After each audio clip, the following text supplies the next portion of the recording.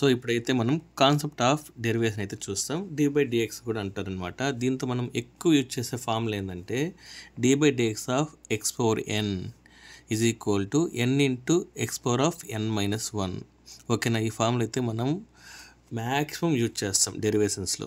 ఓకేనా? So first ఈ problem మనం సాల్వ్ చేస్తాం. సో మనకి ఇక్కడ గివన్ ఏమి ఇచ్చాడు, గివన్ దీన్ని ఏమనుకుంటామంటే y అనుకోండి. y is equal to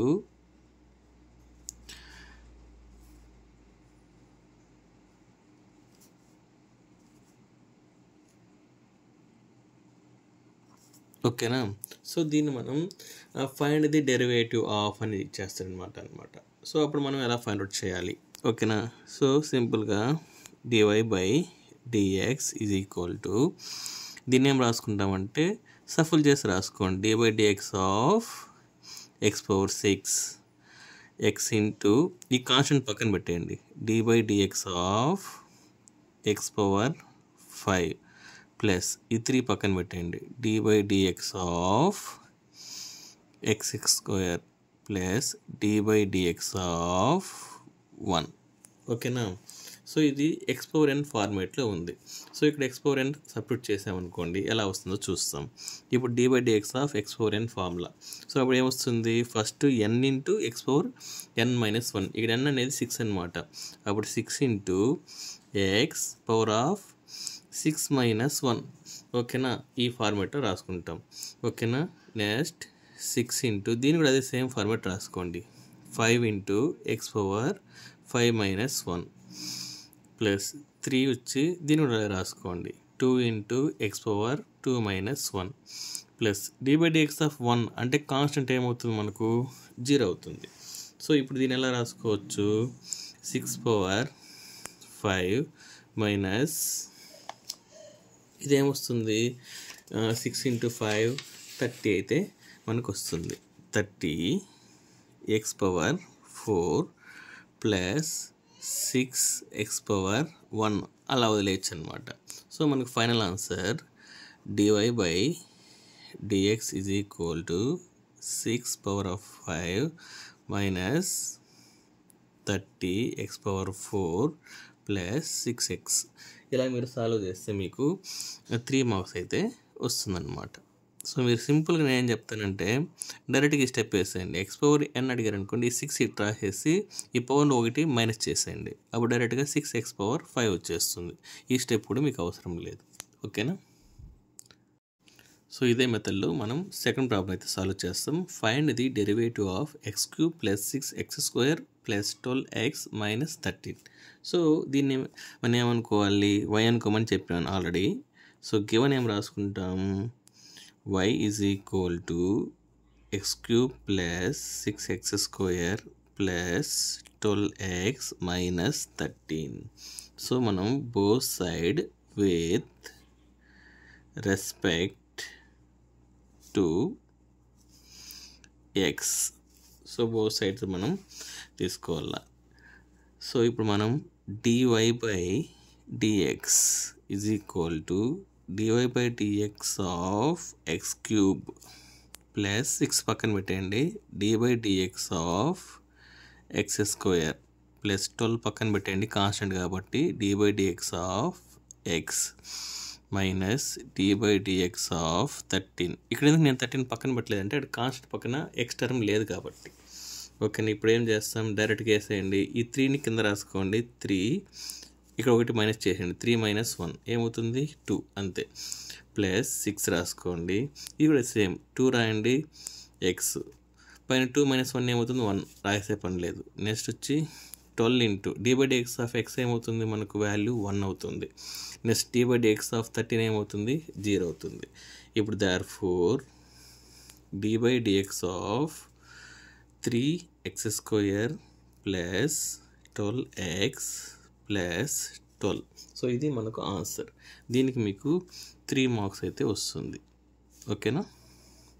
so డెరివేటివ్లో next problem అయితే చూస్తాం. Find the derivative of 3 tan x minus 4 log x minus 7x² అనమాట.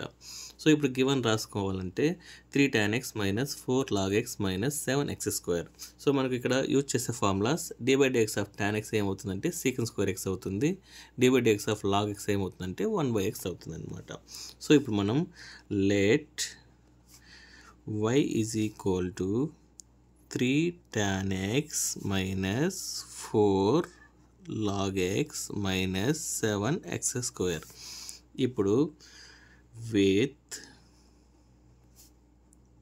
Respect to x, so with respect to మనం x చేస్తాం అంటే dy/dx అంటే విత్ y అంటే బోత్ సైడ్స్ అనే మనం d/dx అయితే చేస్తాం.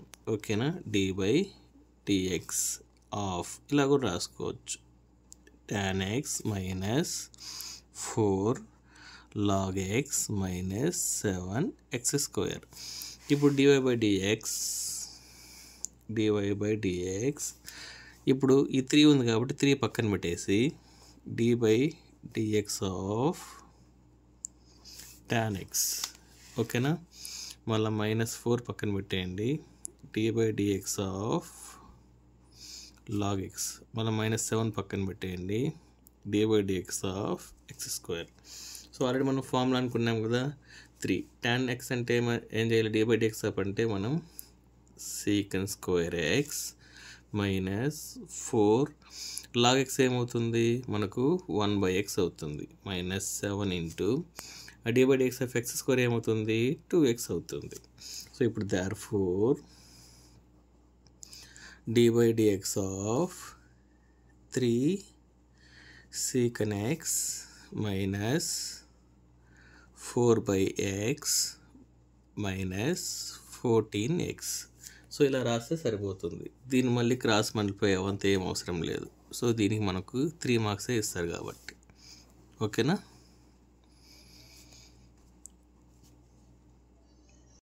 సో డెరివేషన్స్లో నెక్స్ట్ ప్రాబ్లం అయితే చూస్తాం. Find the derivative of e⁻x plus sin x plus log x.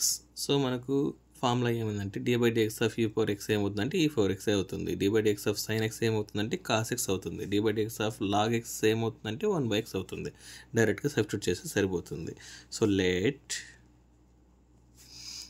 y is equal to e⁻x plus sin x plus log x. So మనం both sides వచ్చి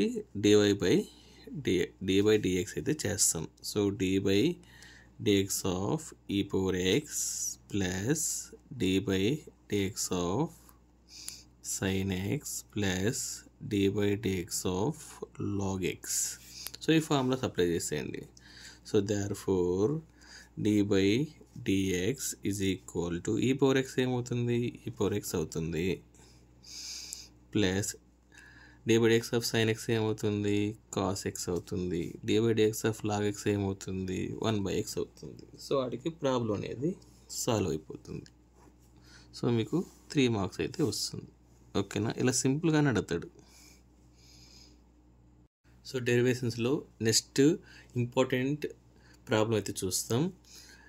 find the dy/dx root x minus sec x plus log x. ఇక్కడ నేనైతే formula అయితే రాశాను. d/dx of root x అంటే మనం రాసే formula ఏంటంటే 1/2√x. ఇది చాలా సార్లు యూజ్ చేస్తాం, గుర్తుపెట్టుకోండి. మళ్ళీ అగైన్ d/dx ఆఫ్ x, ఈ టర్మ్ని మళ్ళీ మనం డిఫరెన్షియేషన్ చేయాలి. చేస్తే ఈ టర్మ్ ఏమవుతుంది d/dx ఆఫ్ x ఏమవుతుంది 1 అవుతుంది, ఆన్సర్ ఏమవుతుంది 1/2√x. ఓకేనా, నేను ఎందుకు ఇలా రాశానంటే మనం ఫర్దర్గా మనం వేరే సమ్స్లో ఈ రూట్ ఎక్స్ ప్లేస్లో వేరే టర్మ్స్ ఉంటుంది, దాన్ని అగైన్ మనం d/dx చేయాలి, అందుకోసం మీకు ముందుగానే చెప్తున్నా. Next d/dx of sec x అంటే ఈ ఫార్ములా మనకు తెలుసు, d/dx ఆఫ్ log x అయితే అంటే మనకి ఈ ఫార్మ్ అయితే తెలుసు అనమాట. ఓకే, ఇక్కడ కూడా నేను d/dx ఆఫ్ x ఇచ్చాను, అంటే దీని వాల్యూ 1. ఇక్కడ ఇన్ కేస్ ఎక్స్ ప్లేస్లో ఇంకో టర్మ్ కూడా ఇచ్చాను అనుకోండి, అప్పుడు మనం అగైన్ d/dx అయితే చేస్తాం, అందుకోసం నేను ఇలా రాశాను అనమాట. ఇప్పుడు మనం గివన్ అయితే రాస్తాం. గివన్, సో మనకేమి ఇచ్చాడు root x minus sec x plus log x. ఓకేనా, let let y is equal to root x minus secant x plus log x.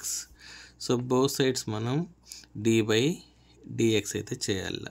d by dx of root x minus d by dx of secant x plus d by dx of log x. ఓకేనా, డైరెక్ట్గా formula apply చేసేయండి.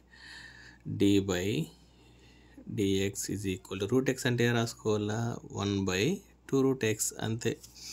మళ్ళా minus సీకన్ X అంటే ఏం రాసుకుంటాం, secant x into tan X.